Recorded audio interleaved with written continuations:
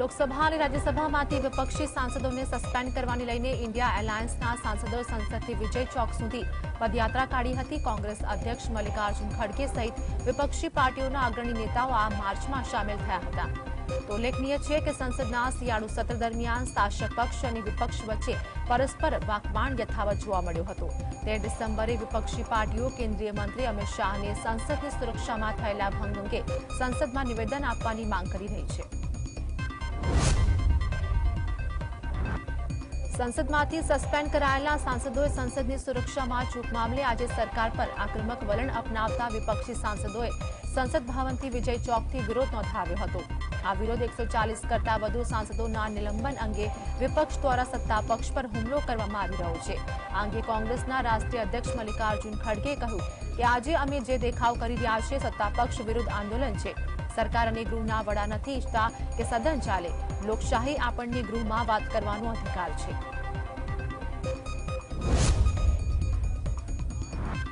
કોંગ્રેસના સાંસદ પ્રમોદ તિવારીએ ભાજપ સરકાર પર આકરા પ્રહાર કરતા કહ્યું કે ભાજપને વિપક્ષ વિના સત્તા જોઈએ છે।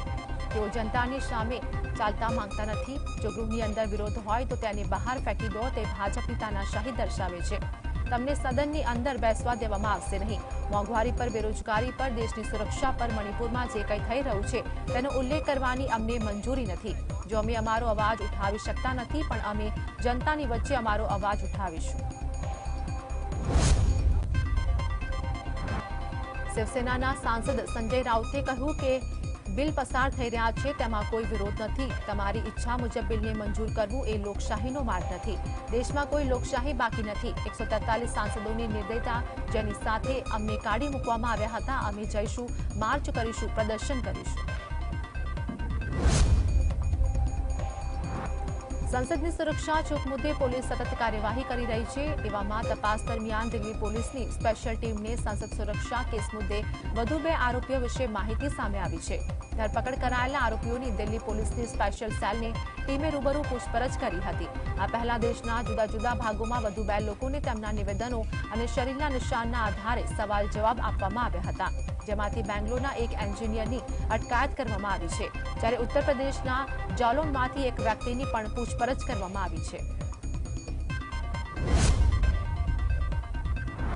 દિલ્હીના મુખ્યમંત્રી અરવિંદ કેજરીવાલ પર ઈડીની તલવાર લટકી રહી છે। એવામાં ફરી એકવાર ઈડીએ દિલ્હીના કથિલ દારૂ કૌભાંડ કેસ સાથે સંબંધિત મની લોન્ડરિંગ કેસમાં કેજરીવાલને સમન્સ પાઠવ્યું છે, જે અંગે કેજરીવાલે સ્પષ્ટતા વ્યક્ત કરી છે। તેમણે પોતાનો જવાબ રજૂ કરતા કહ્યું કે હું દરેક કાયદાકીય સમન્સ સ્વીકારવા તૈયાર છું, પરંતુ ઈડીનું આ સમન્સ પણ અગાઉના સમન્સની જેમ ગેરકાયદેસર છે। કેજરીવાલે એમ પણ કહ્યું કે ઈડીનું આ સમન્સ સંપૂર્ણપણે રાજનીતિથી પ્રેરિત છે। અયોધ્યામાં 22 જાન્યુઆરી 2024ના રોજ રામલલ્લાની પ્રાણ પ્રતિષ્ઠા થશે, જેમાં મોઘેરા મહેમાનોને આમંત્રણ આપવામાં આવ્યું છે। હવે આ લિસ્ટમાં કોંગ્રેસ અધ્યક્ષ મલ્લિકાર્જુન ખડગે અને સોનિયા ગાંધી પણ સામેલ થઈ ગયા છે। આ કાર્યક્રમમાં પીએમ મોદી મુખ્ય યજમાન હશે। તે પ્રમાણે પ્રાણ પ્રતિષ્ઠા પૂજા કરશે। શ્રી રામ જન્મભૂમિ તીર્થ ક્ષેત્ર ટ્રસ્ટ વતી મલ્લિકાર્જુન ખડગે, સોનિયા ગાંધી ઉપરાંત લોકસભામાં કોંગ્રેસ નેતા અધીર રંજન ચૌધરીને પણ આમંત્રણ મોકલાયું છે। જોકે હજુ સુધી રાહુલ ગાંધી કે પ્રિયંકા ગાંધી કે પછી વિપક્ષના અન્ય નેતાઓ વિશે કોઈ ચોક્કસ માહિતી સામે આવી નથી। કોંગ્રેસ પાર્ટી માત્ર 48 કલાકમાં ક્રાઉડ ફંડિંગ દ્વારા 3 કરોડ રૂપિયા એકત્રિત કર્યા છે। અત્યાર સુધીમાં લગભગ 1,13,000 લોકોએ દાન આપ્યું છે। ઉલ્લેખનીય છે કે કોંગ્રેસે 2024ની લોકસભા ચૂંટણી પહેલા પાર્ટી માટે સંસાધનો એકત્ર કરવા માટે દેશવ્યાપી ક્રાઉડ ફંડિંગ અભિયાન ડોનેટ ફોર દેશ શરૂ કર્યું છે। જેણે દાન આપ્યું છે તેમાંથી મોટાભાગના લોકોએ 138 રૂપિયાનું દાન કર્યું છે। માત્ર 32 લોકોએ 1,38,000 રૂપિયાનું દાન આપ્યું છે। દેશમાં કોરોનાના કેસ ચિંતાજનક વધારો જોવા મળ્યો છે। દેશમાં કોરોનાના નવા 614 કેસ નોંધાયા છે અને 4 વ્યક્તિઓના મોત પણ થયા છે। દેશમાં કોરોનામાં એક જ દિવસમાં 300થી વધુ કેસનો ઉછાળો જોવા મળ્યો છે, જે કે છેલ્લા 8 મહિનામાં સૌથી વધુ કેસ છે। દેશમાં કોરોનાના 614 કેસમાંથી 21 કેસ નવા વેરિયન્ટના છે। કોરોનાના વધતા કેસો વચ્ચે વધુ એક ચિંતાની વાત સામે આવી છે। કેન્દ્રીય સ્વાસ્થ્ય મંત્રાલય અનુસાર કેરળમાં કોવિડ-19ના 300 નવા કેસ નોંધાયા છે। આરોગ્ય મંત્રાલયે જણાવ્યું છે કે 20 ડિસેમ્બર દક્ષિણ રાજ્ય કેરળમાં કોવિડના 300 નવા કેસ નોંધાયા હતા અને આ સમયગાળા દરમિયાન 3 લોકોના મોત થયા હતા। આ રીતે દેશમાં કોવિડ-19ના સક્રિય કેસની સંખ્યા વધીને 2669 થઈ ગઈ છે। દેશના અન્ય કેટલાક રાજ્યોમાં પણ કોવિડના કેસ નોંધાયા છે। કોવિડ-19ના વધતા જતા કેસોએ ફરી એકવાર લોકોને ચિંતામાં મૂકી દીધા છે। देश पर फरी एक वखत कोरोनाનો खतरो मंडराई રહ્યો છે। કોરોનાનું નવું વેરિયન્ટ JN1 ઓમિક્રોન કરતાં વધુ ઝડપથી ફેલાય છે, પરંતુ તે ડેલ્ટા કરતાં ઓછું ઘાતક છે। JN1 જાન્યુઆરીમાં ભારતમાં આવેલા કોરોનાના ઓમિક્રોન સ્વરૂપ કરતાં વધુ ઝડપથી ફેલાય છે। ઘણા દેશોમાંથી ઓમિક્રોન કરતાં પણ વધુ ખરાબ સ્વાસ્થ્યનું કારણ બની રહ્યું છે। જો કે એવું પણ બહાર આવ્યું છે કે ભારતમાં કોરોનાના બીજા તરંગ માટે જવાબદાર ડેલ્ટા વેરિયન્ટ કરતાં તે ઓછું ઘાતક છે। JN1 એવા લોકોને પણ ચેપ લગાવી શકે છે જેમને પહેલેથી જ રસી આપવામાં આવી છે। જો કે રસીકરણ કરાયેલા લોકોમાં લક્ષણો પ્રમાણમાં ઓછા ગંભીર હશે। દેશમાં ફરી એકવાર કોરોનાની દહેશત વચ્ચે કર્ણાટક સરકાર પર એક્શનમાં આવી ગઈ છે। કર્ણાટક સરકારે ભીડભાડવાળા વિસ્તારોમાં માસ્ક ફરજિયાત કરી દીધા હતા। ઉલ્લેખનીય છે કે ચંદીગઢ પ્રશાસને સાર્વજનિક સ્થળોએ માસ્ક પણ પાછા લાવ્યા છે। બીજી તરફ ગાઝિયાબાદમાં પણ 8 મહિના પછી કોરોના પાછો ફર્યો। બીજેપી કાઉન્સિલર અમિત ત્યાગી કોરોના સંક્રમિત મળી આવ્યા હતા। આ પહેલા કોરોનાના ખતરાને જોતા કેન્દ્રીય સ્વાસ્થ્ય મંત્રી મનસુખ માંડવિયાએ તમામ રાજ્યો અને કેન્દ્રશાસિત પ્રદેશોના સ્વાસ્થ્ય મંત્રીઓ સાથે બેઠક કરી હતી। 15 ડિસેમ્બર બાદ દેશભરમાં ઠંડીનું જોર વધી રહ્યું છે, ત્યારે જમ્મુ કાશ્મીરના પહાડી પ્રદેશોમાં હિમવર્ષા થઈ રહી છે અને કાશ્મીરમાં હાડથી જવી ઠંડી અનુભવાઈ રહી છે। શ્રીનગરમાં તાપમાન -4.4 ડિગ્રી નોંધાયું છે, તો પહેલગામમાં -6.3 ડિગ્રી તાપમાન નોંધાયું છે। 15 ડિસેમ્બર બાદનો આ સમયગાળો કાશ્મીર ખીણ માટે 40 દિવસનો ચિલ્લીક્લોનનો સમયગાળો છે। કાશ્મીર ખીણમાં મોટાભાગના વિસ્તારોમાં તાપમાન શૂન્યથી નીચે છે।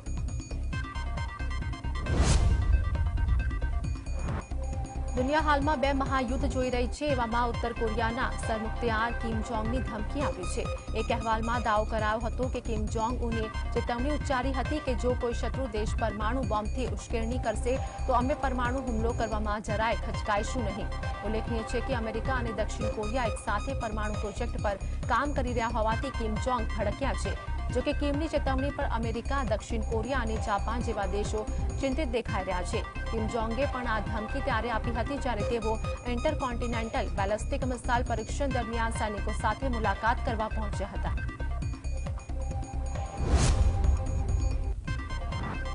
ભાજપ વિરોધી મોરચા ઇન્ડિયાના સાથી પક્ષો સાથે બેઠકોની વહેંચણીના મુદ્દે ચર્ચા કરવા કોંગ્રેસ પ્રમુખ મલ્લિકાર્જુન ખડગે બનાવેલી 5 સભ્યોની સમિતિથી કોંગ્રેસીઓ જ ખુશ નથી। કોંગ્રેસીઓ આ સમિતિને નવી બોટલમાં જૂનો દારૂ ગણાવી રહ્યા છે।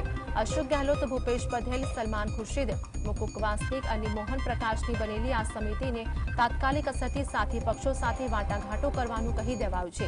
કોંગ્રેસીનું માનવું છે કે કોંગ્રેસે ભાજપ સામે જીત ઝીલવી હોય તો નવા યુવા નેતાઓને તક આપવાની જરૂર છે।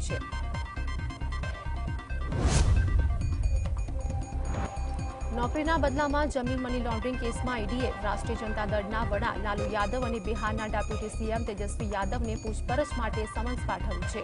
ઈડીએ આરજેડીના નેતા તેજસ્વી યાદવને આ કેસમાં પૂછપરછ માટે 22મી ડિસેમ્બરે હાજર થવા કહ્યું છે। આ મામલામાં ઈડીએ 11મી એપ્રિલે તેજસ્વી યાદવની લગભગ 8 કલાક પૂછપરછ કરી હતી, પરંતુ આ પહેલીવાર છે કે જ્યારે લાલુ યાદવને બોલાવવામાં આવ્યા છે। ઈડીનું આ સમન્સ લાલુ યાદવ પરિવારના કથિત નજીકના સહયોગી અમિત કાતરિયાલની પૂછપરછ બાદ આવ્યું છે। વાસ્તવમાં લાલુ યાદવ પર કેન્દ્રીય રેલવે મંત્રી તરીકે તેમના કાર્યકાળમાં નોકરીના બદલામાં જમીન પડાવી લેવાનો આરોપ છે।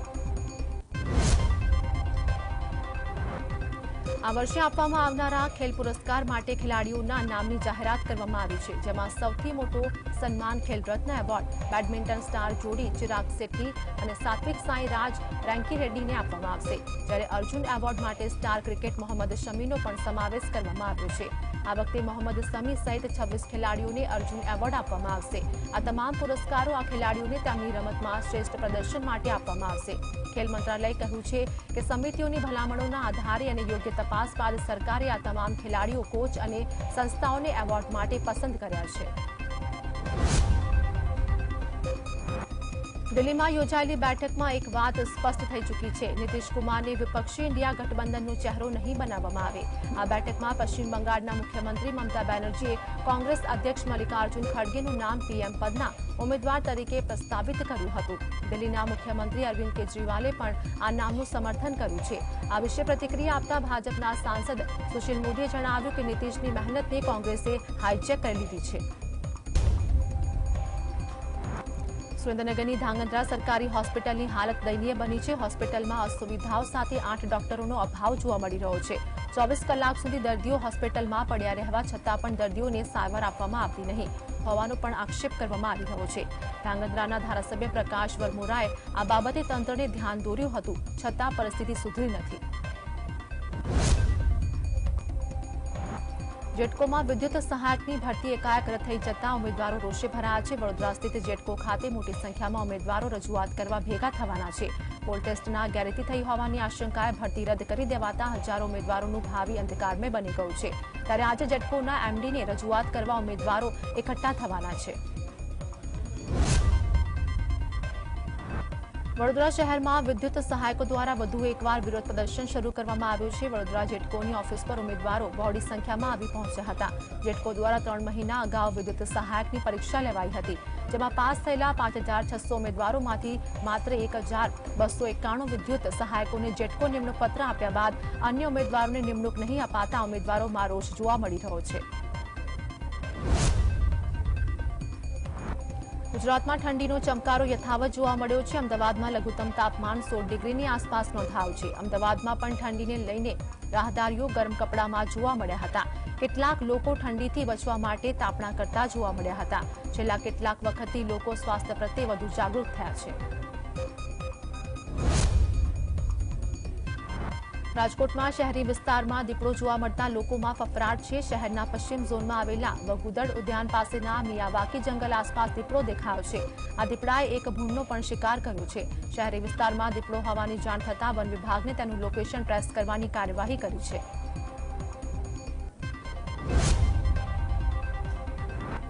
નવસારીમાં ચીખલી તાલુકાના રાનવેરી કલ્લા ગામમાં વન વિભાગે મૂકેલું પાંજરું શોભાના ગાંઠિયા સમાન બની રહ્યું છે. કારણ કે બંધ હાલતમાં દીપડો અંદર કઈ રીતે પુરાય તેવું ગામમાં ચર્ચાઈ રહ્યું છે. 10 દિવસથી પાંજરાનો દરવાજો બંધ રહેતા વન વિભાગના અધિકારીઓની બેદરકારી સામે આવી છે. 10 દિવસ પહેલા દીપડો દેખાતા વન વિભાગના અધિકારીઓએ પાંજરું મૂકી માત્ર ખાનાપૂર્તિ કરીને સંતોષ માન્યો હતો. પાટણ એલસીબીએ ક્રિકેટ પર સટ્ટો રમતા 4 યુવકોને ઝડપ્યા છે. આ યુવકે શહેરમાં આવેલી એક સોસાયટીમાં ક્રિકેટ પર સટ્ટો રમતા હતા. તેમની પાસેથી મોબાઈલ, રોકડ રકમ, સટ્ટો લખાવતી વખતે જરૂરી ઉપકરણ સહિત 2,14,000નો મુદ્દામાલ પણ ઝડપાયો છે. પાટણ એલસીબીએ રેડ દરમિયાન મોબાઈલમાંથી બીજા 13 બુકીઓના નામ પણ ખુલ્યા છે. સમગ્ર ગુજરાત રાજ્યમાં રાજસ્થાનથી દારૂ મોટું નેટવર્ક ચલાવનારા બિશ્નોઈ ગેંગના મુખ્ય સૂત્રધાર અશોક બિશ્નોઈની શહેર પીસીબીએ ધરપકડ કરી હતી. મળતી માહિતી અનુસાર બિશ્નોઈ ગેંગનો મુખ્ય આરોપી અશોક પૂનામાં રામ બિશ્નોઈ ગુજરાતના અલગ અલગ જિલ્લાઓમાં દારૂ સપ્લાય કરતો હોવાથી તેની સપ્લાય ચેઇન તોડવા શહેરી પોલીસ દ્વારા તપાસ શરૂ કરવામાં આવી હતી. સાબરકાંઠા જિલ્લાના તલોદના મોડુકા ગામેથી વન વિભાગની મદદથી દીપડો પાંજરે પુરાયો હતો. વહેલી સવારે દીપડો દેખાતા ગામ લોકોમાં ભયનો માહોલ જોવા મળ્યો હતો. 200થી વધુ લોકો ધારિયા દંડા સાથે દીપડાને ભગાડવા પહોંચ્યા હતા.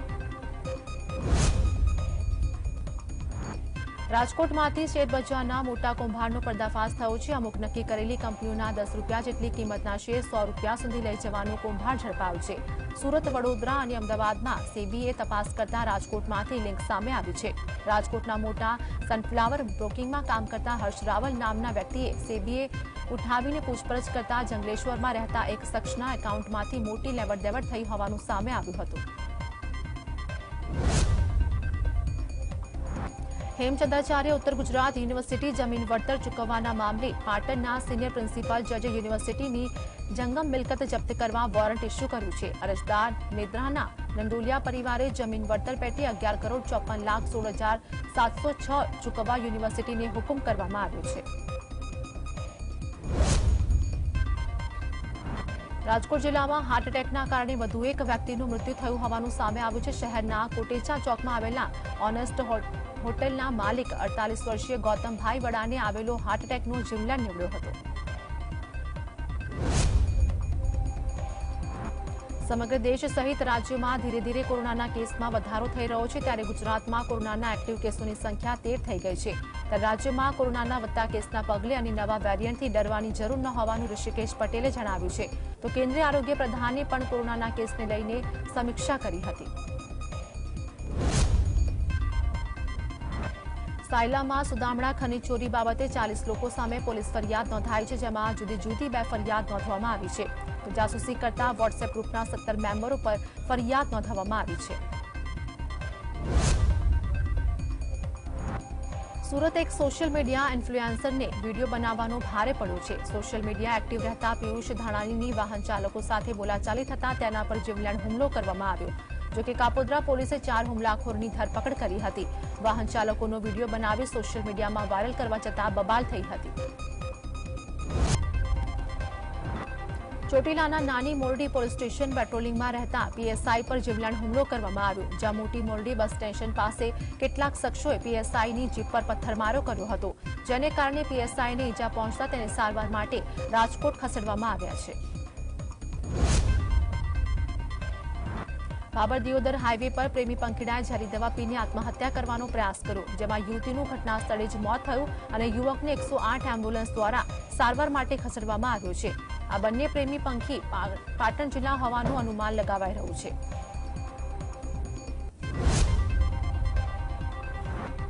નવસારીના ગણદેવી તાલુકાના બિલીમોરા શહેરમાં ગઠિયાઓએ પરિણીતાને ભોળવીને 4 તોલાના દાગીના ચોરી ગયા હતા.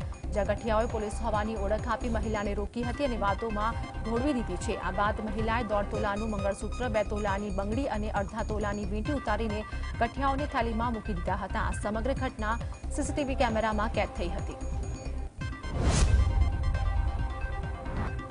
મહેસાણા જિલ્લાના કડીથી ગોઠવા રોડ ઉપર ડમ્પરની ટક્કરે બાઇક ચાલકનું મોત નીપજ્યું હતું. કડા ગામ પાસે GJ02ZZ5470 ના ડમ્પર ચાલકે બાઇક ચાલક બંને અડફેટે લીધા હતા. બાઇક ચાલકને ગંભીર ઇજા પહોંચતા મોત નીપજ્યું હતું. ટક્કર મારી ડમ્પર ચાલક ડમ્પર મૂકીને ફરાર થઈ ગયો હતો. તો ડમ્પર ચાલક વિરુદ્ધ વિસનગર તાલુકા પોલીસ મથકે ફરિયાદ નોંધવામાં આવી છે. વડોદરા સેન્ટ્રલ એસટી ડેપોમાંથી આશરે 2 કિલો ગાંજા સાથે યુવકને ઝડપી પાડ્યો હતો. એસટી ડેપોમાં શંકાસ્પદ હાલતમાં બેગ સાથે પસાર થતો હતો. તો સયાજીગંજ પોલીસ શંકાસ્પદ માદક પદાર્થ ભરેલી બેગ સાથે ખેડબ્રહ્માના યુવકને ઝડપી લીધો હતો. ખેડબ્રહ્મામાંથી બસ મારફતે સચિન પ્રજાપતિ નામનો યુવક અંકલેશ્વર ડિલિવરી કરવા જતો હતો. વડોદરા સુધીની બસમાં મુસાફરી કરી ડેપોથી બસ બદલે તે પહેલા જ પોલીસે દબોચી લીધો હતો. સુરતના અલથાણ કેનાલ રોડ ઉપર જૈન લોકોના ધાર્મિક પ્રસંગમાં સોનાની 6 ચેઇન ચોરી કરનાર ઠગ ગેંગની ધરપકડ કરવામાં આવી છે. સતત 3 દિવસ સુધી સતત ક્રાઇમ બ્રાન્ચ અને અલથાણ પોલીસે દિલ્હી ખાતેથી આ ગેંગની મહિલા આરોપીને ઝડપી પાડી હતી. વનિતા રંગાસ્વામી ઠગ ગેંગની મુખ્ય સૂત્રધાર છે. ડીસામાં નકલી ઘી બાદ નકલી પોલીસ કર્મચારી ઝડપાયો હતો. અશોક ચૌધરી નામનો યુવક નકલી પોલીસ બની લોકોને લૂંટતો હતો. ડીસા શહેર દક્ષિણ પોલીસને નકલી પોલીસને ઝડપી પાડ્યો હતો. પોલીસે આરોપીને કોર્ટમાં રજૂ કરી 3 દિવસના રિમાન્ડ મેળવ્યા હતા. ઝડપાયેલા યુવક પર અગાઉ ચોરી અને નકલી પોલીસ બનવાના અનેક ગુના નોંધાયેલા છે.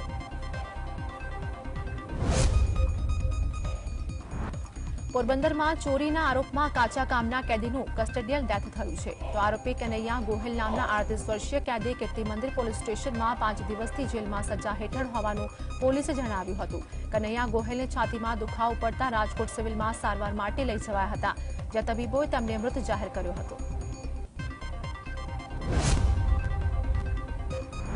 મૂળ જામનગરના અને હાલ અમદાવાદમાં રહીને MBBSના 3જા વર્ષમાં અભ્યાસ કરતા ધ્રુવ ઘાડિયા નામના વિદ્યાર્થીએ માનસિક તાણ હેઠળ ગળે ફાંસો ખાઈને આપઘાત કર્યો છે.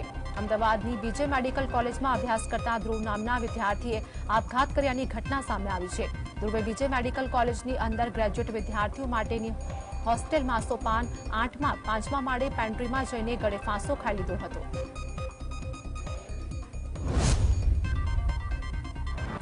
વડોદરાની ગ્રીન પાર્ક સોસાયટીમાં ઓનલાઈન ગેમ રમવાની લાઈમાં યુવકને દેવું થઈ જવાને કારણે જીવ ગુમાવ્યો હતો। ઓનલાઈન ગેમ રમવામાં દેવું થઈ જતા 2 સંતાનોના પિતાએ ગળે ફાંસો ખાઈ જીવનનો અંત આણ્યો હતો। તો ઘરનો એકનો એક મોભી ગુમાવ્યો હોવાથી પરિવારજનો ઘેરા શોકમાં ગરકાવ થઈ ગયા હતા।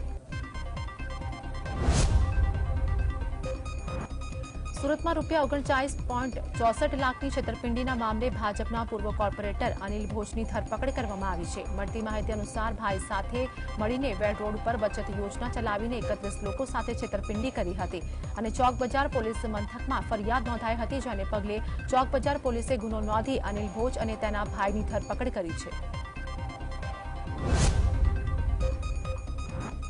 સુરત મેટ્રોની કામગીરી દરમિયાન ગંભીર બેદરકારી સામે આવી, જ્યાં પાલનપુર જકાત નાકા પાસે મેટ્રોની કામ ચાલુ હોવાથી યુવક ખાડામાં પડી ગયો હતો, જ્યાં આજે મેટ્રોના ખાડામાંથી તેનો મૃતદેહ મળી આવ્યો હતો। 2 દિવસ સુધી મૃતક ખાડામાં રહેતા પાણીમાં જ પડી રહ્યો હતો। હાલ આ મામલે પરિવારે મેટ્રોની કામગીરીમાં ચૂક હોવાના આક્ષેપ કર્યા છે।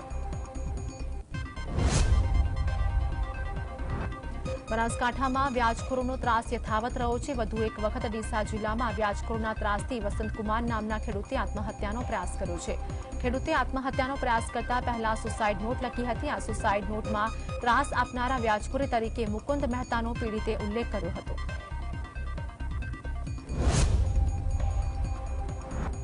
ભાવનગરના ગારિયાધારમાં 2 વ્યાજખોરોના ત્રાસથી યુવકે ઝેરી દવા પીને આપઘાતનો પ્રયાસ કર્યો છે, જ્યાં ઇલિયાસ ચૌહાણ અને સોહિલભાઈ નામના વ્યાજખોરોના યુવકને ફોન કરીને ધાકધમકીપૂર્વક પૈસાની ઉઘરાણી કરતા હતા અને ફોન પર બેભત્સ ગાળો આપી હતી, જે બાદ યુવકે ઝેરી દવા ગટગટાવી હતી। હાલ યુવકને સારવાર અર્થે હોસ્પિટલમાં ખસેડવામાં આવ્યો છે। તાપીની સોનગઢ પોલીસે ગુજરાતમાંથી મહારાષ્ટ્ર રાજ્યમાં કતલખાને લઈ જવાતા મૂંગા પશુથી ભરેલા 3 ટ્રકો ઝડપી પાડ્યા છે અને સોનગઢ પોલીસે કતલખાને લઈ જવાતા 45 જેટલા મૂંગા પશુઓને બચાવી લીધા અને 5 આરોપીને ઝડપી પાડ્યા છે। પોલીસ દ્વારા 41,60,800ના મુદ્દામાલ કબજે કરી 4 ઇસમોને વોન્ટેડ જાહેર કર્યા છે।